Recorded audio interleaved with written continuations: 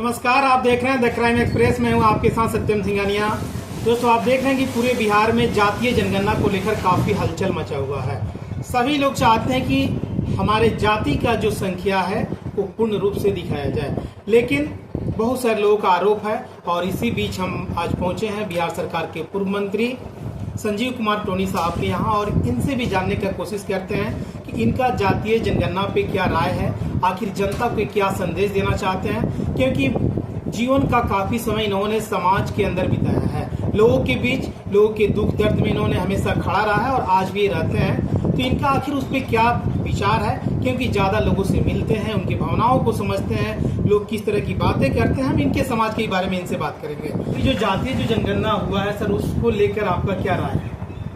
देखिए, जातीय जो जनगणना हुआ उसमें हम लोग बड़ा काफी खुश थे कि सब लोग क्या हैं, और विगत दिनों में जात के नाम पर जो राजनीति हो रही है और हिस्सेदारी की बात चल रही है, जिसकी संख्या उसे भागीदारी, और इसलिए हम लोग को भी उम्मीद बना कि आखिरी पड़ाव में रहने वाले लोग और राज्य सरकार बहुत जल्दी ढंग से जातीय जनगणना का काम इन्होंने प्रारंभ कर दिया।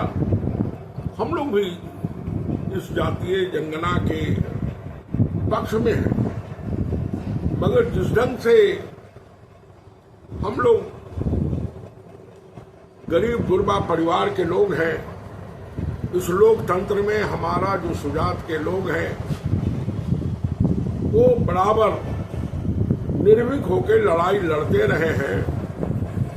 हमारे पास खेत खलिहान कुछ भी नहीं है, पर हमारा मनोबल और जो लोकतंत्र के मंदिर में हम लोगों की समझदारी बनी है।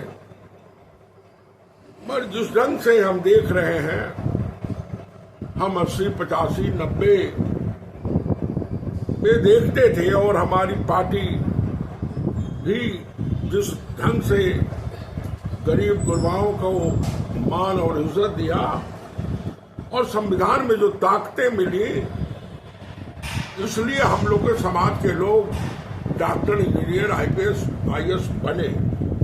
और हम लोग के जो लोग थे, जो नेता थे, मूर्धन नेता, वो भी लड़ाई सबसे बड़ा मंदिर लोकसभा में लड़ते रहते थे। और इस जातीय जनगणना में हमारे लोग जो थे, बिहार के जो चिंतनशील लोग थे, आदरणीय रामविलास जी कई बार उल्लेख किए कि हम लोग 6% हमारी सुजाति है। क्या जब 6% है तो 90 में 6% है, और आज ये हम 23 में जा रहे हैं। क्या हमारी आबादी और हमारे लोग, हमारा वंशज, क्या आबादी नहीं बढ़ाया? क्या ये सोचने का सवाल है। इसलिए हमारे समाज में लोग काफी चिंतित हैं, और सरकार के जो अधिकारी लोग हैं, वो हम लोग का तो गांव गवई सब अलग रहता है, जहां 150, 200, 25, 50 घर के लोग हम लोग रहते हैं। जो समीक्षाएं होनी चाहिए वो नहीं हुआ, और हम लोग चाहते हैं कि राज्य सरकार जब हम लोग की बात को समझे और हम लोग के जो 5.10 का जो आबादी दिखलाए हैं, मरे इस पर हमें शंका लग रहा है।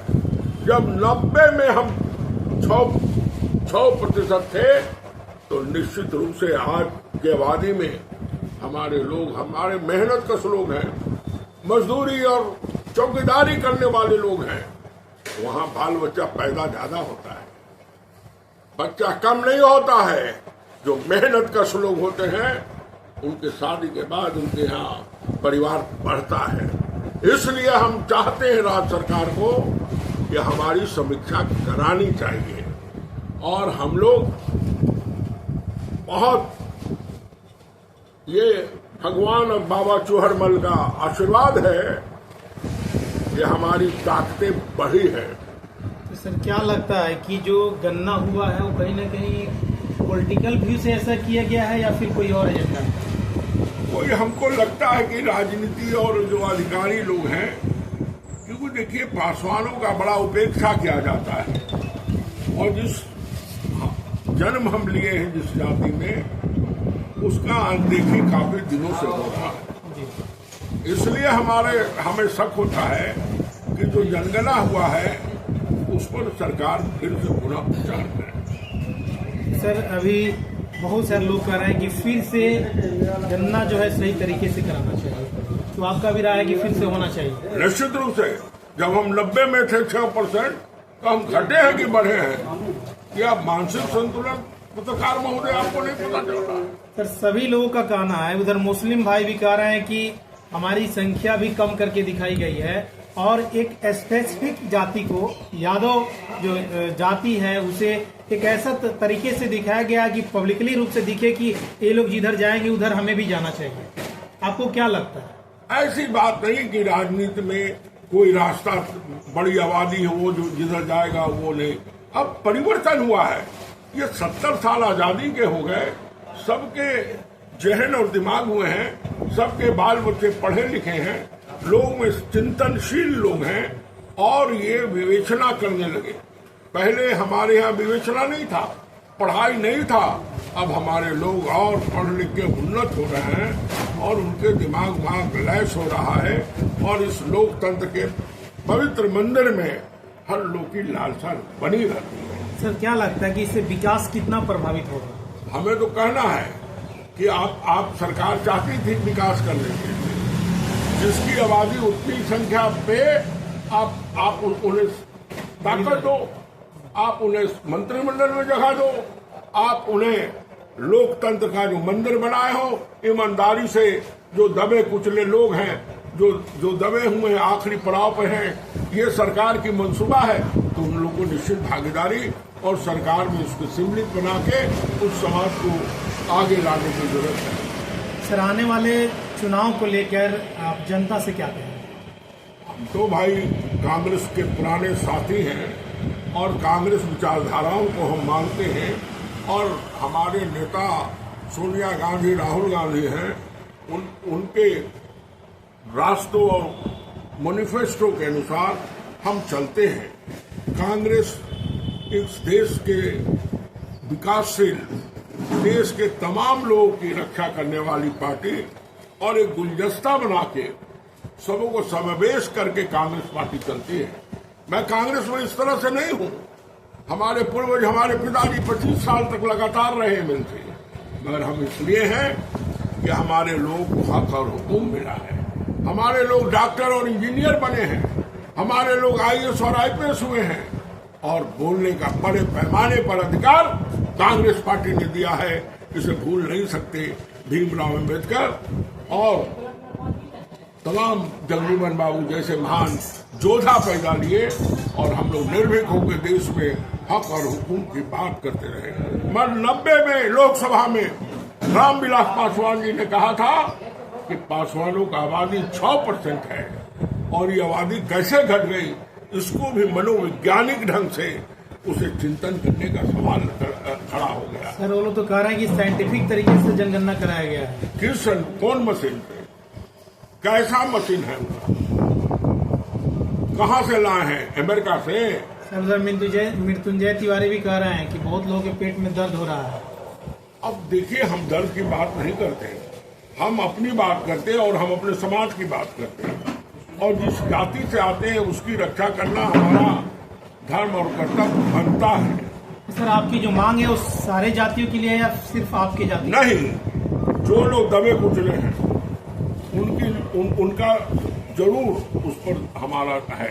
ये नहीं कि हम पासवान जाति के हैं, पासवान में हम जन्म लिए हैं, इसलिए पासवान के प्रति हमारा जरूर अधिकार बनता है, उनका सेवा करना हमारा कर्तव्य बनता है। पर और जो छोटी जाति है उसकी भी रक्षा हम लोग आज नहीं, हमारे पूर्वज लोग भी गांव में रहते थे, जो दबे हुए थे, जो कमजोर लोग थे, हमारे लोग ही मदद करते थे उनके। कोई लोग, दूसरा लोग मदद नहीं करता था। उस समय भी जो बनावटें होती थी उसमें पासवान के लोग आगे खड़ा होकर लड़ाई लड़ने के लिए और उनकी रक्षा करने का पूर्ण संकल्प लेते थे। इसलिए हमने हमेशा रक्षा का काम किया है। हम कभी भी हम लोगों को तोड़ने का काम नहीं किए, हमेशा जोड़ने, अन्याय और अत्याचार के खिलाफ हमारी लड़ाई रही है। और आज भी हमारे समाज के लोगों को मैं निर्देशित करता हूं और आग्रह करता हूं कि अन्याय के खिलाफ लड़ाई और जंग को आगे बढ़ाना है और इस लड़ाई से पीछे नहीं हटना है, क्योंकि हम लोग बाबा चोहरमल के वंशज हैं और उनके चरणों में हमें ताकत मिला है और इसी ताकत से गांव गंवई की सेवा करता हूं। तो आप देख रहे थे हमारे साथ संजीव कुमार टोनी साहब का। इन्होंने बहुत सारे मुद्दों पे अपना बात रखा और इन्होंने अपना राय बताया अपने समाज के लिए और खासकर सभी के लिए इन्होंने बात की। बहुत बड़ी बात है और चुनाव को लेकर इन्होंने अपना बात रखा। और आपको क्या लगता है, आप भी जरूर बताएं। लोकतंत्र में जब लोकतंत्र की आवाज दबने लगे, सत्ता के जोर में लोकतंत्र की आजादी गुलाम होने लगे, तो हल्ला नहीं, जरूरत है बेखौफ, निर्भीक और बेबाक आवाज की। तो आप बने रहे हमारे साथ। बहुत बहुत धन्यवाद।